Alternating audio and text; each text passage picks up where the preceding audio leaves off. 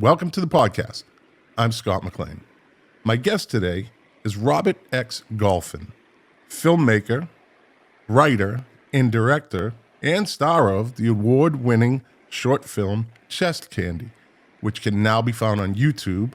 If you search Chest Candy, I put film at the end. It'll take you right to it. I watched it, and it's very good. It's very good. We're going to get into that, but first, Robert, how are you today? I'm doing well, sir. How about you? I'm doing well, man, and thanks for coming. We were supposed to do this. This is Monday. We were supposed to do this on Friday, and I hate those last minute cancel. I hate it. Like when I have to do it. I've had guests say, "Hey," but when I do it, it just doesn't feel right. I try to keep it. You know, you're gracious enough to give me your time, but when you have a water heater leak, everything has to go to the side of the of the road, right? Yeah. Things happen. Absolutely, my friend. So I got to ask you first and foremost, how old are you? I'm sorry. Well, I'll just say this: my age is all over the internet. I'm older than I look, and I've got a birthday coming up. I'm a groundhog baby, so. Okay. Yeah. All right. Well, for you people that are interested, seek it out and then email me. I want to know how old he is. That's okay. And where are you from? I am from the great city of Philadelphia, Pennsylvania, city of brotherly love and sisterly affection. There you go. All right. So Chest Candy is a story about a veteran that came back from the war, and I'll just put it this way: the trials of coming back from that war and the trials on the family. And I want to get in. There was a very interesting point in there that I noticed that I want to talk about when we get to that point. Why did you, do you have a military affiliation? So no, I am not a member of the military. I am a civilian, but my family is rooted in service. My grandfather served. I have so many relatives, so many cousins that have served or are currently active in various branches of the government, including some in some secret branches of the government. I don't know what they do, but and you might never know. And I might never know exactly. But I've always heard the conversations, had conversations, and also seen the silences that some of my loved ones have gone through because of the sacrifices that they made. And not everybody saw combat, but you know, that's a whole nother conversation I'm sure we'll go into. But just growing up around all of that, it was definitely inspiring before I even knew it was inspiring. So you decided at one point you wanted to make a short film about a veteran. Where did that come from? What inspired that? Well, the nugget came from a short scene that I made for my acting reel years ago because I didn't have a performance scene that I really thought would help my reel. And so I came up with this 30-second scene about a soldier. And once I put the reel out, I had veterans contact me and say, "This is really powerful." Something that I thought would just be a great moment in the reel, but I didn't think it would hit like it did. And they said, "You need to expand on this. You need to expand on this." And so for a few years after that, it was gestating in my mind. And then ultimately, I decided to try my hand at totally putting an entire story together. And the difference between the original scene and the film is that the original scene was more of the stereotypical way of approaching it. The soldier was contemplating whether he wanted to be here or not. And I didn't want to go that route. I mean, that's an important story, and we've seen them, and we'll see more of them, and we should. But I really wanted to show how it impacted the family, and that's how Chest Candy was born. And it evolved a little bit. Yes, and you got a lot in it's 17 minutes and like 47 seconds, I think. In that, it's between 17 and 18 minutes long. You got a lot in that time. I saw that. I watched it and I saw how long it was, and I kind of thought right off the bat, like, okay, how much can you really get in? You got a good amount in. to a very accurate level. I'll give you that. Thank It you. was well done. It was well done. Appreciate that. The the PTSD aspect of it is a very complex subject. Where and how did you come up with the character development? Because you were the veteran you are the veteran in the film. Where did you get how did you get that character development? Well, I knew that for this film, I wanted the character to have seen combat, so I knew that that's where it would start from. But in reality, I immersed myself in as much army culture and war culture as I possibly could in the time that I was writing the script and developing the script, but also the year leading up to filming. I just watched everything I could get my hands on: news stories, documentaries, films, war films, every day, to an unhealthy degree, probably. But, as I always say, nothing compared to what service people have seen in real life. But I just immersed myself in it and tried to learn as much as I could. I didn't do any kind of a boot camp thing. To be honest with you, I don't think I would be able to survive it. But I did try to mentally, as much as I could, put myself there, even if I couldn't physically be there. Right, and it was I guess they were all different, right? It's definitely PTSD, not monolithic in any way. correct? Yeah, Yeah. PTSD affects everybody that has it in different ways. So if anybody watches it and they think, "Oh, this might be a little over the top," I'm here to tell you, it's not. It's not. Uh, I grew up in a generation where war was normalized through movies, right? And you always saw the heroic part of it. So then you saw the downside of it. I think my generation's movie that really first broke the stigma of PTSD, which they used to call shell shocked or whatever, was Deer Hunter. Mm. The effect that it had on these Vietnam veterans coming home. That's why it was such a great movie. It really did touch the nerve. But when you don't experience it and you're not around people that experience it, it might be a little hard to understand, you know. But this is why films like yours make a difference. It gives people a little bit of insight. And if I can add, Yeah, I wanted to make sure that the film had a lot of restraint to it. I didn't want to do the whole over the top thing, and and that's where my consultants came in handy as well, because again, you won't be able to depict it in a way that everybody will be satisfied, as you just alluded to. yeah. But I wanted to make sure that it was raw and authentic as possible, without being an exploitation or sensationalizing it. Which there's a lot of that out there. There's a lot of that out there. How did you find your consultants? It was a mixture of family, of because I had military and mental health consultants, and some of them I reached out to just from past conversations with, before this film was even a thought, just folks that I've come across over the years, and then I had a lot of consultants that were unnamed, because either they didn't feel comfortable Yeah.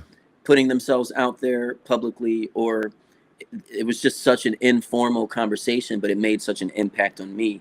I considered them a consultant, even if they weren't officially. So, it was there. There's, I think, 5 named consultants on the credits of the film, but a lot more than that exist. So I had alluded to this at the beginning of this interview, on your research, right? Your research on how you came up with the character and how you portrayed the character. The film also has 3 other characters in it that each one you took just enough time to touch on. The wife, the daughter, you got perspective as the viewer without overdoing it, right? but it gave you, it gave the viewer, it gave me good insight right away without having to even, it got you thinking. It got me thinking. Like you watching it, and it really kind of brought you into the moment. The part with the stuffed animal in the bag, the camera angle. Thought that was really interesting. That was well done. That said a lot. Just in that about 2-minute clip, said a lot. But what I found most interesting was the mother. And I don't want to be giving away the whole story. We can. That's yeah. fine. Yeah, we can talk about it. The mother, I thought you came up with something there that I found intriguing. You see her as the mother. She comes in as the mother. She treats him like his mother. Talks to him like his mother. Lays it on him like his mother. But then there's that one little blurb where talking about the house. Was it her grandfather came back? And her father? Yeah, her father, my grandfather. Yeah, her father came back, but he held it together. And there was that back and forth. Well, you don't understand. Well, I do understand, basically, is what she said. He just never talked about it, but he took care of business. You know? So she telling him to man up? Is she saying, I've fucking been through this. Like, I lived through this as a child. Like, so she is, you can see the daughter, right, is walking in her grandmother's shoes, right? And I just thought that was interesting because she touches on it. Like, he always kept it together. He never talked about it, which is what that generation did or didn't do. Yeah. Is talk about it. And I thought that was a really good touch. You included everybody. I tried. Yeah. Every one of them had a touch point. That was done very well. So the process of creating a short film, what is that like? Where does it begin? I know we talked about the idea, right? And then the kind of inspiration. But there's got to be that like one giant step into the next phase. Like pulling it all together. Sure. How long did it take you to make this? So I wrote the script, at this point, I don't even remember when I wrote it. I want to say it was around the pandemic time that I started writing the script because, no, you know what? It was right before the pandemic. I wrote the script. I was trying to get traditional funding for it at that time, which it's a short. So that's that's next to impossible because what's the return on the investment? Exactly. But I still try, I look for grants and all that kind of stuff. Yeah. And then the pandemic hit. And so things shifted and I knew, okay, well, I'm not going to be able to make this kind of a film right now. And ultimately I ended up making another short with the same actress who plays my wife in Chess Candy. Okay. Called Essential, which was set during the pandemic, and we shot it in different places. Everybody was shooting movies at that point with their computers and stuff. Yeah. And so I did that, but this project was still gestating. And then I would, keep working on the script through the years as I was continuing to seek out financing. And then ultimately in 2024, I said, okay, something about this project is still speaking to me. I don't want to give up on it. Let me try the crowdfunding route. Now, I had tried crowdfunding for projects in the past, and it was always unsuccessful. So I said, all right, third time. Hopefully it'll be a charm. If nothing happens with this, I'm never trying crowdfunding again. And if something does happen with it, I'm probably still not going to do crowdfunding again. But we did it. And surprisingly, it was, relatively successful. We made our campaign and I had a lot of people from the very beginning that said, yeah, this is an important story. We want to help you with this. So then I started developing the script even more and having, taking counsel from my consultants and making little changes here and there. Ultimately, we shot this project on June 1st and June 2nd of 2024. It was a 48-hour marathon shoot. Wow. Yeah.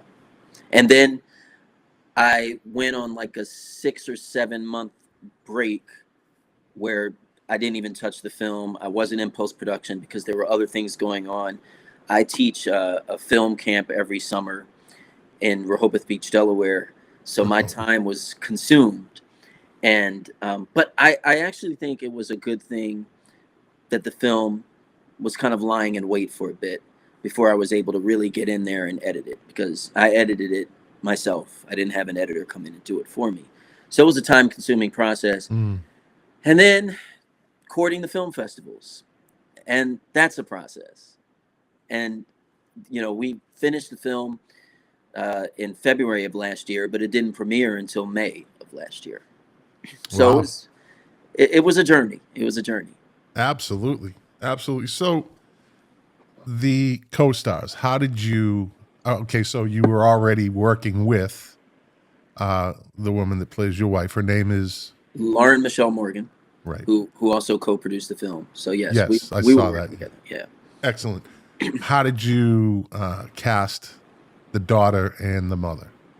So we had traditional casting call and breakdowns put out on a website called Actors Access, which is what most of us actors use to, and our agents and managers, to seek out projects and whatnot. And then I was told that it was in Backstage as well. I don't know how it got there, but it got into a few different places, and we had actors submit. But the interesting thing is, the woman who plays my mom in the film, Antoinette Green, I saw her on the HBO miniseries We Own This City, and I thought, wow, she was really good. I would love to work with her someday. Lo and behold, she submitted for the film. Had no idea that was going to happen. But we saw a lot. We saw a lot of tapes and headshots from various actors that gave strong performances, but she was the one. And Ariana Pratt, who plays my daughter in the film, she's an actress out of Atlanta, and we saw some kids. They sent some tapes and some headshots and resumes, and great actors, but Ariana just stood out. The one thing that we were concerned about was Ariana is a sweetheart of a person, and we just didn't know, is she really, this is heavy lifting, can she handle this? And she sent in the tapes. We were blown away, and so we cast her. It was after we cast her that we found out she herself is a military child. Her mom was Army, and her mom ended up becoming an on-set consultant for us, and her other parent was a Marine. So she has it honest, and she was able to bring a type of authenticity to the film that would not have been there otherwise, because nobody else in the film has Military service. military background. Yeah. So yeah. I mean, I think it was meant to be. And then there's Joey Collins, who plays the sergeant. That's the bad guy. Yeah. Right. Yeah. No, but that's how we saw it. That was another thing that kind of struck me, because I've spoken with veterans who still have a hard time with either the way they were treated, the way they were talked to, how they were told things that they might not have agreed with, conflict. And I have a few that, and it's still to this day, there's resentment, there's a little anger. So watching that and then connecting the dots with the veterans that I've worked with or spoken to was it was pretty enlightening, because you can't really say how they feel, but they can tell you, right? And you can go, oh, okay. But then the film kind of portrayed that. And it's a complicated situation. Yes. You again, I don't know this, but just from the conversations I've had, you have to be mentally conditioned to, be the way that you need to be to survive over there. Yeah. And so whether you take certain things personally or not, it's all, you can't tell someone how to feel, but it's all definitely something that is interesting to navigate. Did you have the co-stars do any of their own research? Like, okay, this is your character, go immerse yourself in it and come back? Did they, how did that work? Well, I didn't formally instruct them to go do research. I can tell you with Lauren, she is just a bona fide, brilliant talent, and she was immersed in all of this from the time she was the first person that I shared the script with back in 2019, and so she was researching the entire time uh, leading up to us shooting in 2024. That's a lot of years of research. Um, Obviously, Ariana is already there. I know that Joey Collins, who plays the sergeant, he did his own level of research. Can't tell you exactly what it is, but he did. I want to make sure I get this story right. When he was growing up, he worked as a volunteer at I think it was a veterans hospital, and so Mm. he would always, have conversations with the different veterans and all that kind of stuff that put him in the the mindset that he needed to be in for this film that would come along many, many, many years later Yes. that he had no idea about. So yeah, I mean, I definitely had conversations with them, and I do a lot of my direction for my films as pre-direction.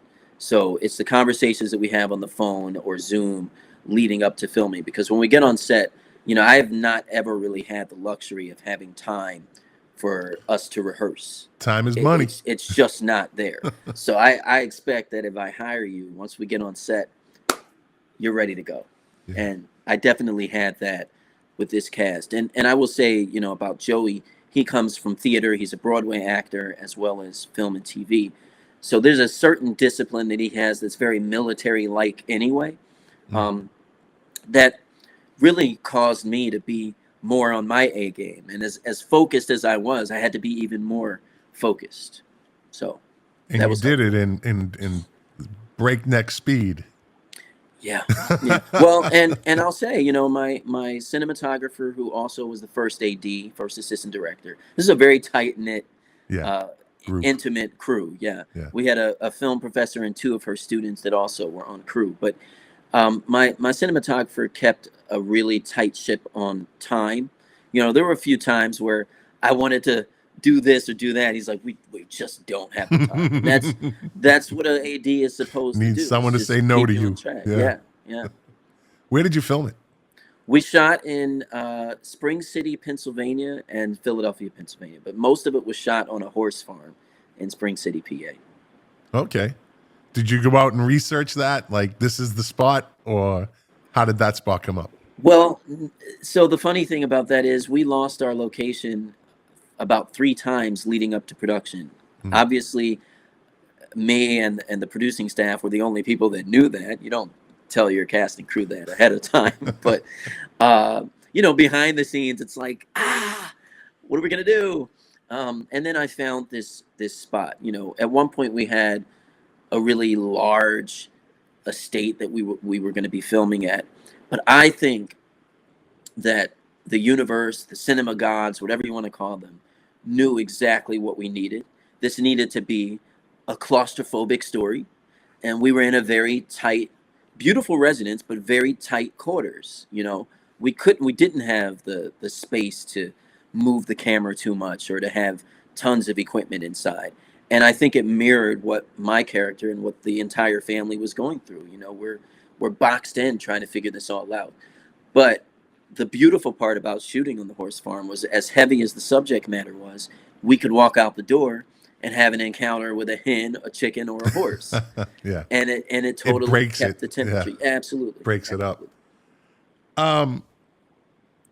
So you went out and won some awards. We did. Do you want to tell us about those?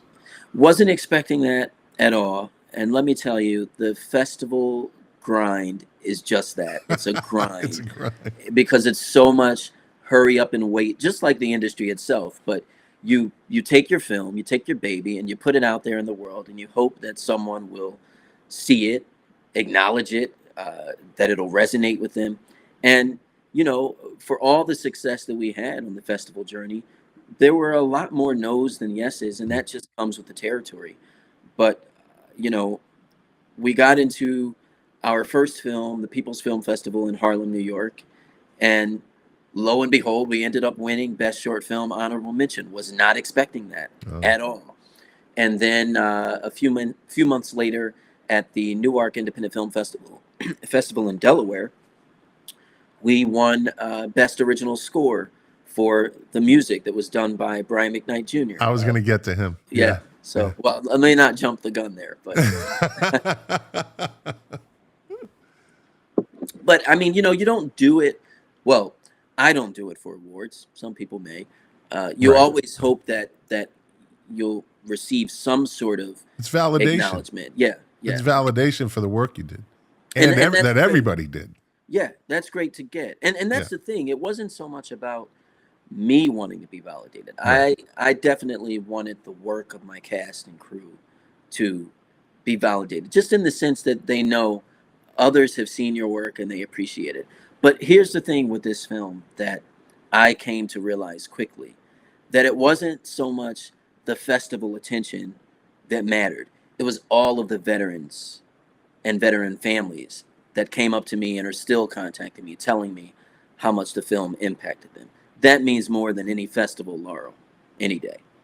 So I had that on my list of questions because I told you earlier I'd sent you the text.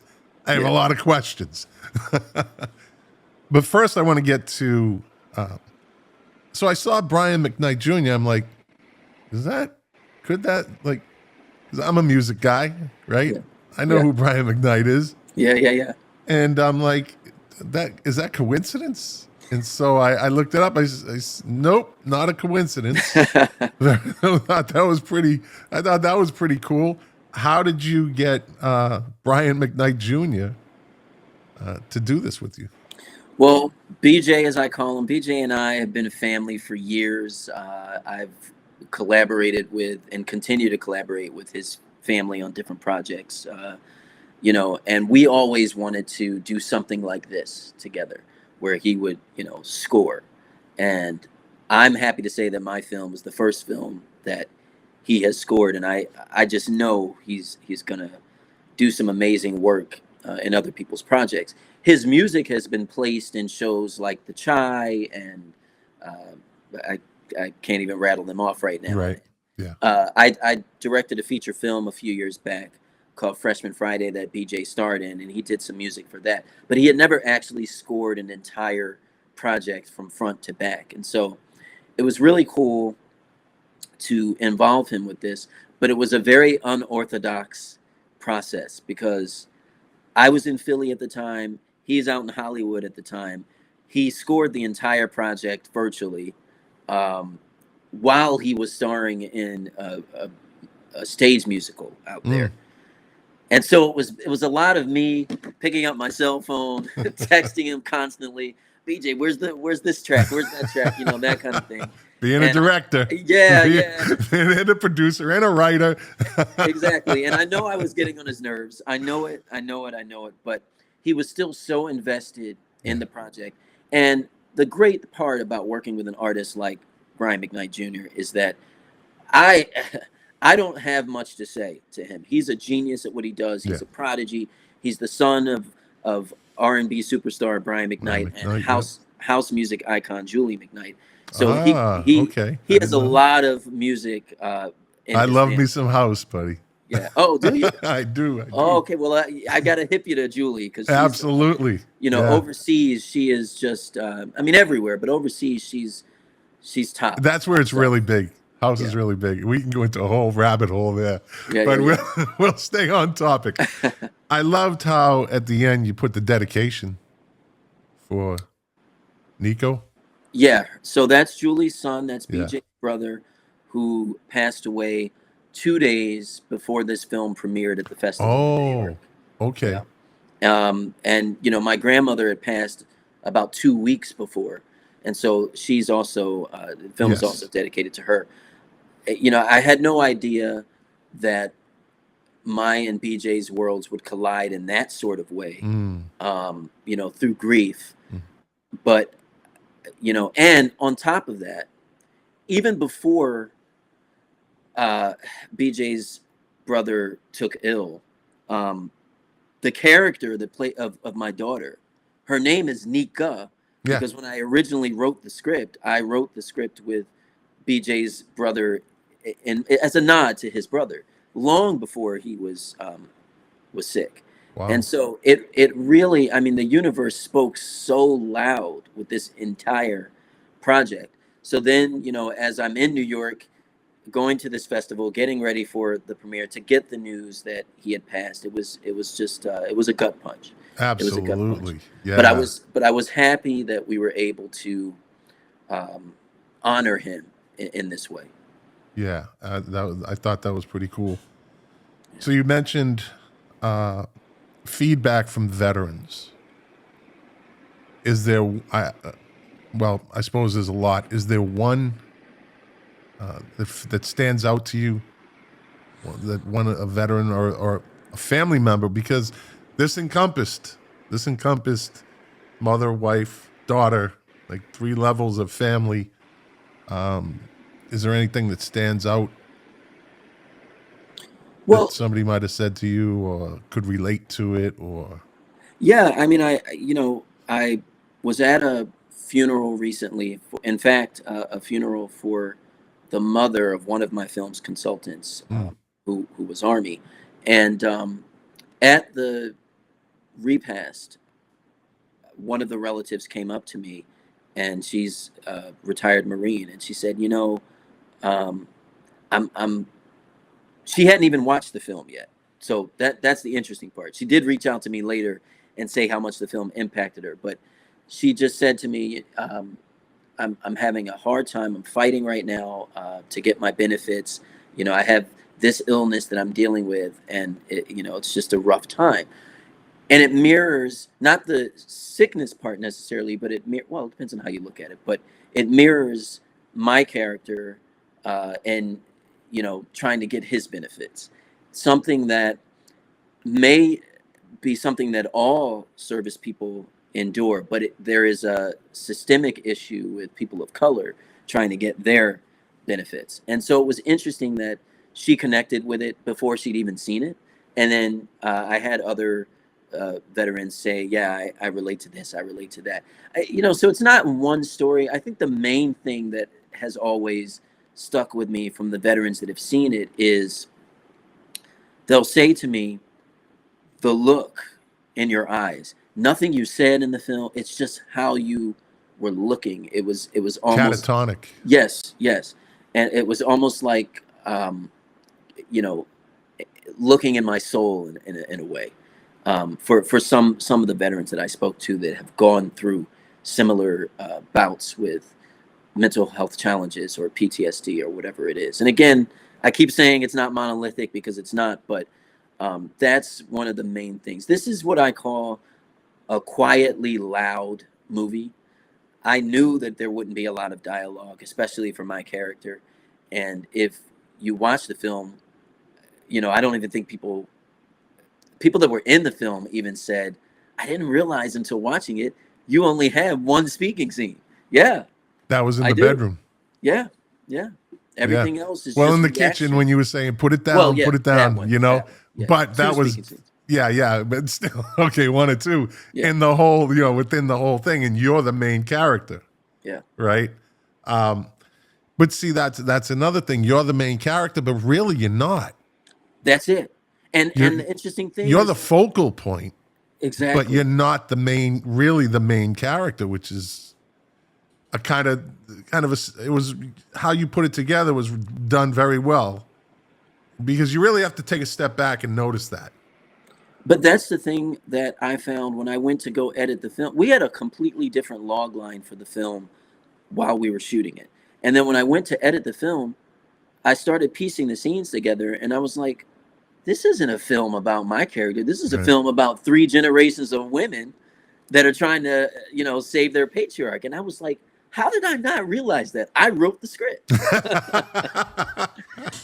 But maybe, that was just my male way of thinking about it. I don't know. Subconscious took over Yeah. somehow, some way. Yeah. But that's what it came out to be. Again, you have to take a step back and look at it from the outside in and say, okay, you're in it. You're in almost every shot, right? Right. But it's about you. It's not really about you. Exactly. Which was very, very well done. Even though you might not have meant to do it that way, you did it that way, and that's how it was supposed to be, right? Yes, absolutely. That's just the way it was supposed to work out. So, what do you have planned for the future? So you're I don't know how old you are. I will find out. What do you have? Is this something that you might touch again? This topic, not that particular topic, because veterans, there's such a wide range of topics that can be touched. Has that entered your mind, or are you just going to say this was my Mona Lisa of that kind of topic, that genre? Well, everybody is continuing to say to me, you have to expand on this again. You have to turn this into a feature film. And it's the idea of expanding on this project again is gestating in the back of my mind. But I think, if I do it, the question is how to do it in a way where it's not recycling the same exact Right. story. And there's lots of options. I mean, there's lots of characters that can be explored further and lots of new characters that can be introduced. So I think it would be very interesting to explore it. And I've always been drawn to material that deals with mental health and identity and, domestic life and those kind of slice of life type stories. I mean, if you go back through the history of the projects that I've created, you'll find that these are themes that are recurring. So I'm always drawn to that sort of space. And so just figuring out a way to make sure that it is unique enough and, powerful enough, and that we're not being redundant in what we're putting out. That's the task to complete. I guess it's easier said than done. Oh, you could do a series and you could do like a whole little lineup. This one's PTSD and this one is traumatic brain injury, and this easier said than done. But if someone said, well, I'm ready to fund your project right now, I'll figure it out. There you go. All right.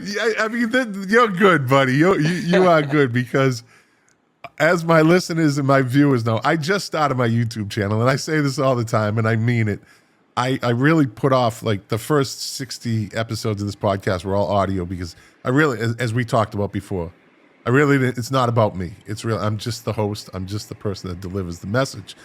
And I usually interview nonprofits that work with veterans, because based on my story, that I didn't even know they existed until I went through equine therapy, and that's a whole nother story that my listeners are sick of hearing. But it's true. I always say that if you like what this nonprofit is doing with veterans, give them your money. Just give them your money. That's what I always say. Give them your money. Now, I don't know if that works, but it's my way of trying to give back to my guests. Now, you probably won't do the source funding, the crowdfunding again. Is that what you said? Well, I never say never. Never say never. Exactly. But I think the thing with crowdfunding that folks who are thinking about doing it, especially if it's for a film project or folks that have never done it before, is it requires a special kind of energy and a special assortment of people, because you cannot largely do a crowdfunding campaign solely. You need an entire machine behind you. Now, if you have, a worldwide name or a household name, then maybe you could do one by yourself. Yeah. But you need to have people, pushing that project out constantly every single day with the same amount of passion as you do, because at some point the well of people in your orbit dries up. So you need Jack, John, Scott, Lisa, and Angel to help you, focus on that project. So I had, a few folks, especially some of my consultants that were out there, getting the word out about it, but it was grueling.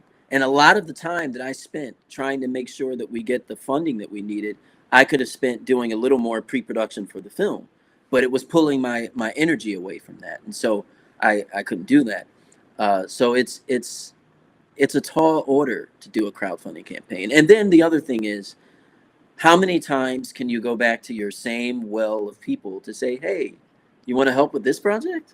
You want to help with that project? But this one was just really, really super important. And I would say one of the most important projects in my entire catalog as an artist. Yeah, absolutely. I this is my cheap plug. I do this every episode. I have my own foundation, the One Man, One Mic Foundation, where I teach veterans how to podcast to give them a voice, and also emphasize storytelling, because storytelling, a veteran's voice is their biggest strength, and their story is king. Their story is everything, and I know how it is to try to get donations, and because nonprofits run money. And money, I don't mean to sound greedy, but that's it. Money is the engine that runs the machine. Donations and donors. And in the case of a nonprofit, it's an ongoing thing. Whereas if you're making a film, right, you get the film done, and then the film gets put out, and the film wins awards, but then the film kind of just keeps moving in its own direction. And the donor, right, is like, what's next? Do they do that? You know what I mean? So what's your next film? What's your next thing? Again, going back to them and asking for money is hard, as you know. But I will say, with a film like Chess Candy, the thing that sets it apart from the average film is that it isn't just a film that goes in a festival and then dies, because there's a whole conversation built around it. I agree. I did not. I'm sorry if it sounded like I diminished it. I don't mean that. No. I know you weren't. But I was just, I know. But in general, like if you're trying to get funding for a film, it is something that, typically you get the funding, you put it in a film festival, maybe it screens in some theaters or something, and then it is done, because there generally isn't a conversation built. So that's the distinction. Let me ask you this: as far as that goes, so it's on YouTube, right? So it's easily accessed. Is there any, like, if a nonprofit wanted to show that that film, can they just do that? Now, this is me not knowing the film industry, the rights, the copyrights, all that. Do they have to like, if I know a nonprofit, because I'm in touch with a lot of nonprofits, and they watch it, they're like, I'd love to show this, for whatever. Is there a process to that? So the process would be reaching out to me and my company, and we can set up, try to set up some sort of a screening and talk back, and hopefully have mental health or military consultants, and maybe some of the people from the film be a part of it, even if some of us just chime in virtually. And during that time, likely what will happen is that the film will be pulled from public viewing during the special screening of the film. Right. Okay. So like we have a screening of Chess Candy that is being prepared for a mental health awareness event in May. I can't say anything more about it because they're still putting the pieces together. But in a particular city, and when that happens, it'll be pulled, and then when the event's over, it'll be put back online. Gotcha. So yeah. Gotcha. Now, if somebody, is at their workplace and they grab 5-10 people at the workplace and say, hey, come look at this film, I mean, I can't stop it. That's one thing. But like, if I'm not gonna, I don't think, but this is why I asked, because there might be someone that tries to do a fundraiser and we're going to show this film, but they should let you know that that's the case. I just want to make sure we get that clear. They can reach out at robertxgolphinentertainment@gmail.com, robertxgolphin.com chess candy.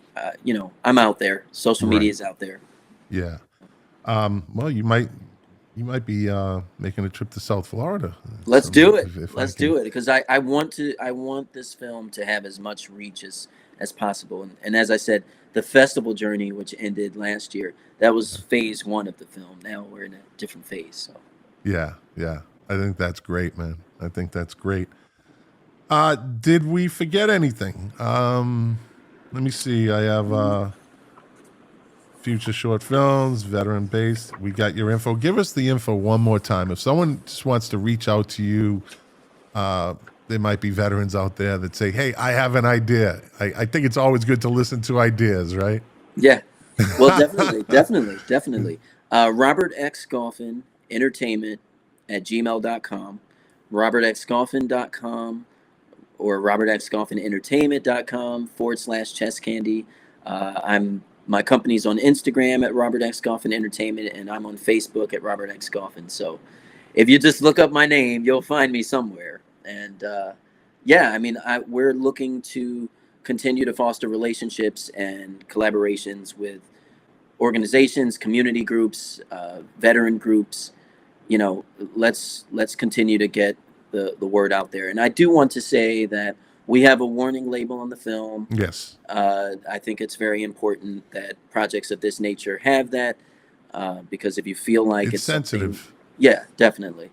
And we definitely want to make sure that everybody is as comfortable as possible, or at least has a strong support system around them when they watch it. And we didn't talk about the title of the film. So there you go. See, as a veteran, I kind of got it. I think. Yeah. Yeah. I'm sorry. So let's talk about the title. How did you come up with the title, and why did you come up with that title? So people have asked me, and still ask me, what does chess candy mean? And some people have gotten the first layer of it, that it has to do with the medals. Yeah, and the ribbons and the ribbons and all of the respect that you get for what you've done in the service. But the hidden meaning, or not hidden meaning, but the deeper meaning behind it is my character's chess candy is also his family. And that's where the title comes from for me. Okay. That's an interesting perspective. Yeah. Now that I look at it, absolutely. Yeah, that's great. That's great. So again, I just wanted to, I want to stress this. It's, as you explained to me, it's Robert X Golphin, as in dolphin, except with a G. Yes. That, I guess that's the way to just, it's dolphin, except put a G at the beginning of it. Golphin. That is it. Instead, somebody might go Golffin. Like, I can't find this guy. Yeah. What were you going to say? No, I've had some situations where the D has gotten on there. I'm like, I've got mail with D on it. I'm like, no, not dolphin. Excellent. So let me see. I think we covered everything. If you want to find the short film, again, it's on YouTube. Just type in chest candy film. That's how I did it. And it takes you right to it. You'll see trailers. You'll see, the actual short film. Watch it. I suggest you watch it. It's, if you're a family member, if you're a friend, if you're a veteran that maybe experiences, and there is the warning at the beginning. It's a little heavy. It is a little bit heavy. I will tell the veterans that, and the family members, but it's pretty accurate in its portrayal. Give it a watch. I'm going out today. As soon as we're done, I'm gonna brag about interviewing you, right? Well, thank you. You got it, my friend. I'm honored to be here. And thank you again. Thank you for coming on. I appreciate your time. But I'm going to send it out. I'll start talking down here to some veteran organizations that I know that maybe in the future, sometime this year, we can get you down here, and they want to do a showing and maybe if it's during a fundraiser or whatever, I think it would be pretty interesting. That would be fantastic. And I did remember one thing Yeah. that you might want to chat about really quick. I know we're at the Yeah, end. no, I got plenty of Um, time. This is a podcast. we I, in our pre-interview we talked about how the experiences that I've had with some of the veterans that have seen this film, yes. and just crossing with veterans in in general life, is you guys don't tend to have egos. Like, that is not what you're about. I've had so many people watch the film and come up to me afterwards, and we have a whole conversation about how much the film impacted them. And then as they're walking away, oh, by the way, I served, and I didn't know. Yeah. And and I think sometimes it's a protection thing, a self-protection thing, because they don't want to. I mean, you probably are in a better position to say it, but they're not. Some of them are not necessarily wanting to receive that kind of attention, and some of them don't want to have to explain to me what they've gone through, and I have to be able to respect that as a civilian. So there's a couple of things there. This is a good conversation. There's a couple things there. I come across, and I find it kind of an unanswer. I don't really ever have a comfortable response to and this doesn't mean for people to stop saying it, but when a non-veteran says to a veteran, "Thank you for your service." Yeah. There's a number of veterans, a good percentage of veterans that just kind of don't know how to handle that. Like, some of them like it, some of them don't like it, but they're not going to say anything.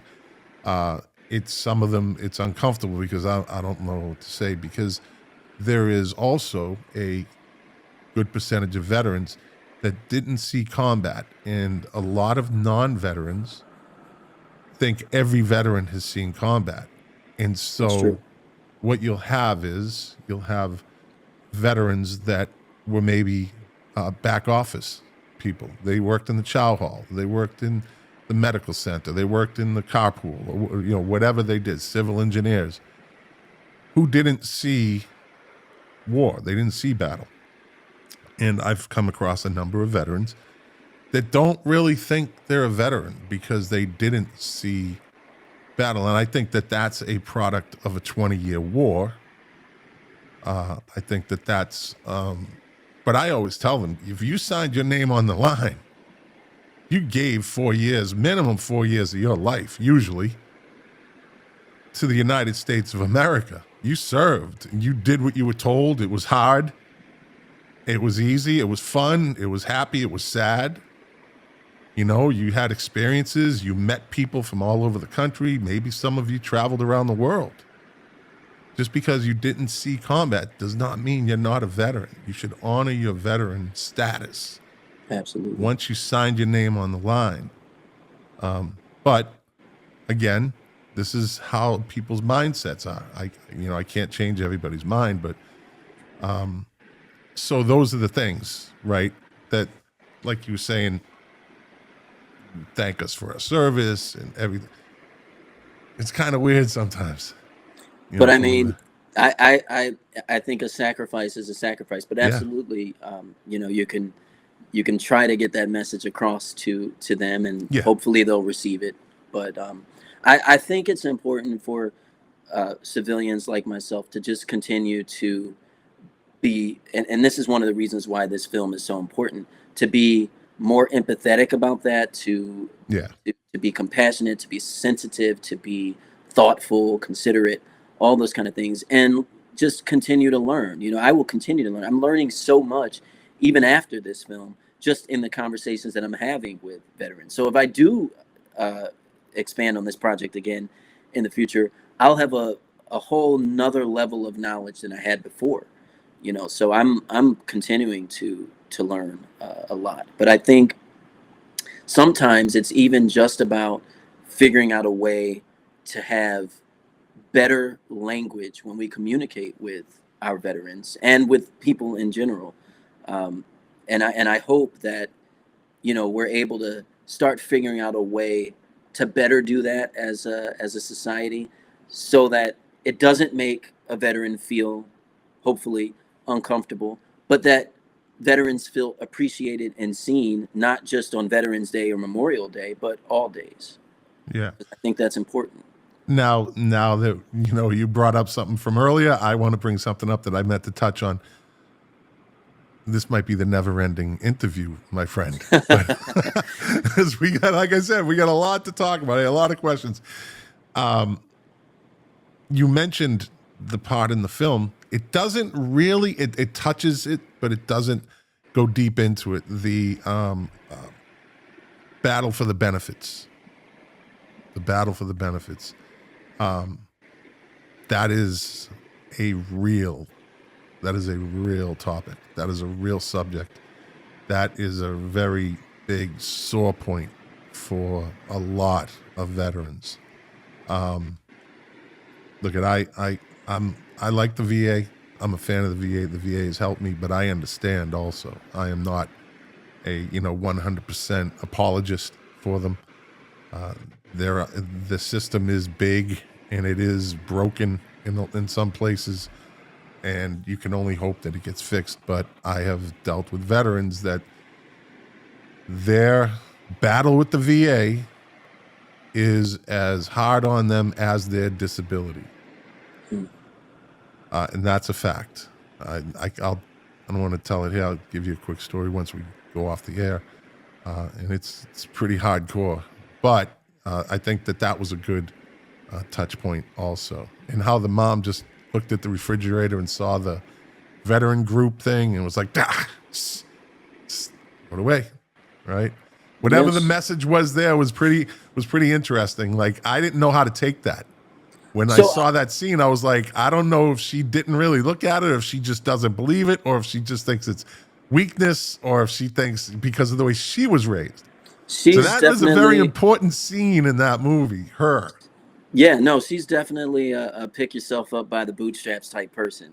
And, yeah. And I will say that specifically in the Black community, and again, nothing is monolithic, but right.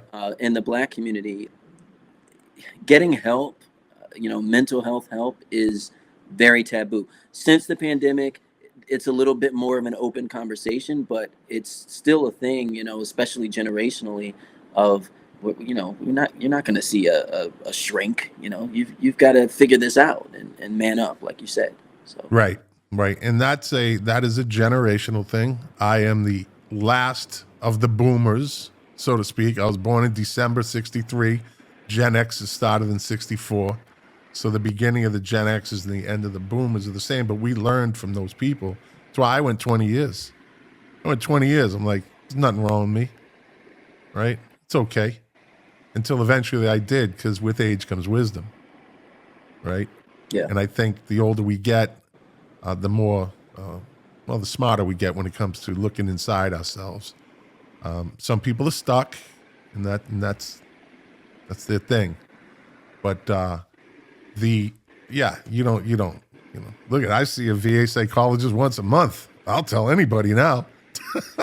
Think I would have said that 15 years ago? No, I wouldn't have. It's a generational thing. It's a race thing. It could be a culture thing. It's however it's put on. I think there's a shift now with this, hopefully with this newer generation who see more than we ever saw. Maybe it shifts a little too much, and everything is a problem, right? Well, everything is a problem. You know what I always say? I feel like we are in a time where we are insensitive and overly sensitive at the same time, and there's no balance to it at all. That's a great point. But that's a whole nother conversation. We need about 3 hours for that. We need a Joe Rogan podcast for that one. We need that length. But you're right. Well, listen, my friend, I will let you go. All right. I truly appreciate you taking your time today. I do again apologize for this past Friday. Bad podcaster. No problem at all. And I want you to, one more time, give us all your information for the listeners and viewers.